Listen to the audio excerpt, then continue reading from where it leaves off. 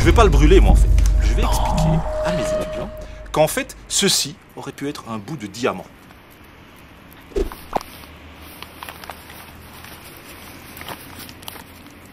Vous avez un examen de chimie, non? Oh oui, oui, oui. Je suis en troisième année de chimie, en bac 3 donc. Je m'appelle Thibaut Rigotti et c'est cet après-midi, faut que je sois prêt quoi. Tout doit être nickel, je dois bientôt réviser toutes mes structures, c'est pas simple. Ne vous inquiétez pas trop, ce n'est qu'un examen. C'est qu'un examen, on dit souvent ça, mais bon, il y a quand même des conséquences hein, quand on le rate. C'est une molécule que vous avez là? Pas exactement, c'est une structure cristalline en fait. Donc là, tel que je vous le représente, c'est la structure du diamant.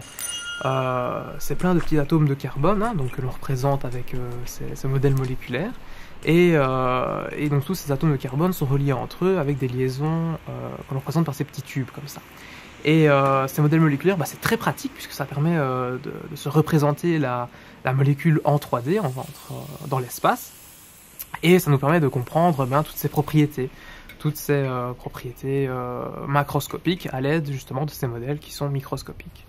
Par exemple, donc là, voilà, le diamant c'est que du carbone, et j'ai un autre modèle moléculaire qui est aussi composé uniquement que de carbone, mais cette fois-ci, c'est du carbone qui se dispose sous la manière de graphite.